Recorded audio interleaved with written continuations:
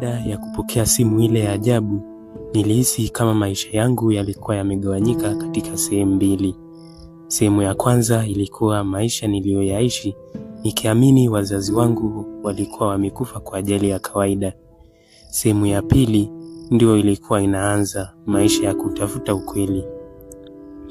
Sikulala usiku ule.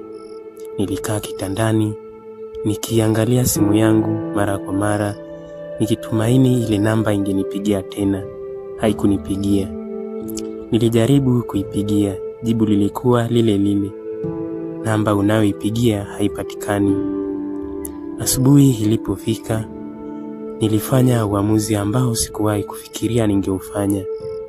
Nilikata tiketi ya kwenda kijiji nilikozaliwa, kijiji cha Mlimani. Kijiji ambacho sikuwa nimekanyaga kwa miaka karibu 18. Safari ilikuwa ndefu. Nilikaa karibu na dirisha la basi. Kadiri tulivyokuwa tukitoka mjini, majengo marefu yalizidi kupungua. Barabara za lami zikaanza kubadilika kuwa nyembamba. Mashamba makubwa ya mahindi na alizeti yakaanza kuonekana kila upande. Kila nilipozidi kulikaribia lile eneo, moyo wangu ulizidi kwenda mbio. Sikuwa najua nitamkuta nani. Sikuwa najua kama bado kuna mtu aliyenikumbuka. Lakini nilijua kuwa mahali pale kulikuwa na majibu. Baada ya saa kadhaa, dereva alisema, "Mlimani, wanaoshukia hapa jiandaeni." Nilishuka. Nilisimama pembeni ya barabara. Nilivuta pumzi ndefu.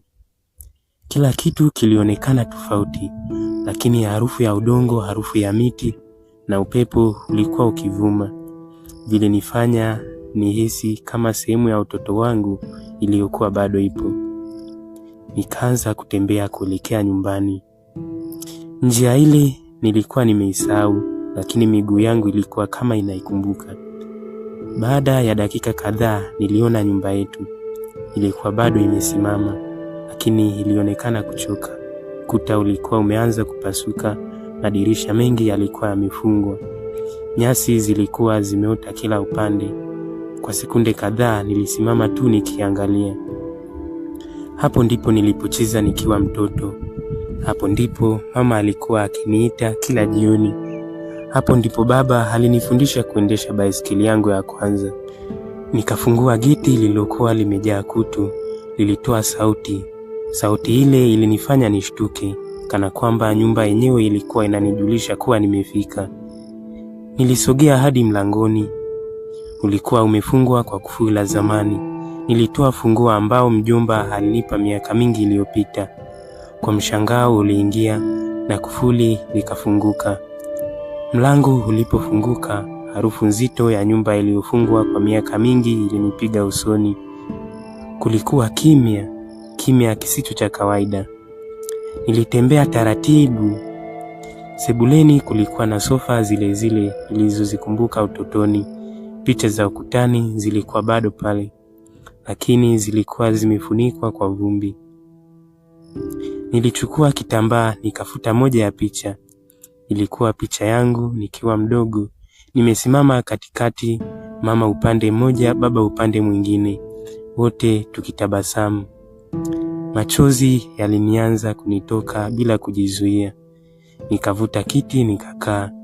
Nilihisi kama walikuwa bado hapo. Nikaanza kutazama kila kona ya nyumba. Hakukuwa na dalili ya kwamba mtu aliwahi kuishi humo baada ya wao kufariki. Lakini nilipofika kwenye chumba cha baba, niliona kitu kilichonishtua. Kabati lilikuwa limefunguliwa kidogo. Nilisogelea. Ndani kulikuwa na nguo chache tu, lakini sehemu ya chini kulikuwa na nafasi tupu. Kana kwamba kulikuwa na sanduku ambalo mtu alishalitoa. Nilijiuliza, ni nani aliyelichukua na kwa nini? Wakati nikitafakari, nilisikia sauti ya mtu nje, hatua za miguu polepole zikielekea mlangoni. Nikachungulia dirishani. Nilimwona mzee mmoja mwenye fimbo. Alikuwa amesimama nje ya geti. Alinitazama kwa makini kisha akaanza kunisogelea.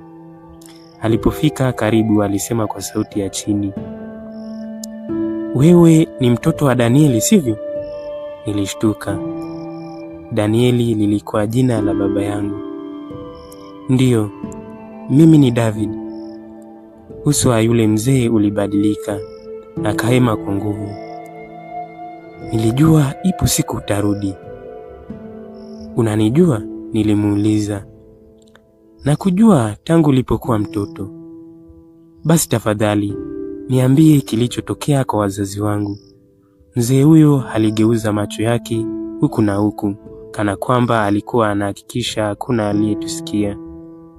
Kisha akasema kwa sauti ya chini sana, hili eneo si salama kwa kuzungumzia hayo.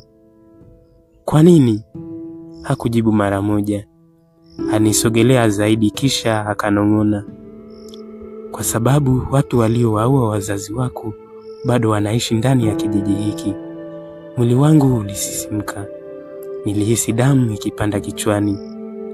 Unamaanisha walikufa kwa ajali? Mzee alinitazama machoni. Hakusema ndio. Hakusema hapana. Badala yake alisema, ukianza kutafuta ukweli, usimwamini kila mtu aliyekutabasamia. Kabla sijauliza swali lingine, nilisikia pikipiki ikisimama nje ya geti. Mzee aligeuka kuitazama. Uso wake ukabadilika ghafla. Wameniona, alisema kwa hofu.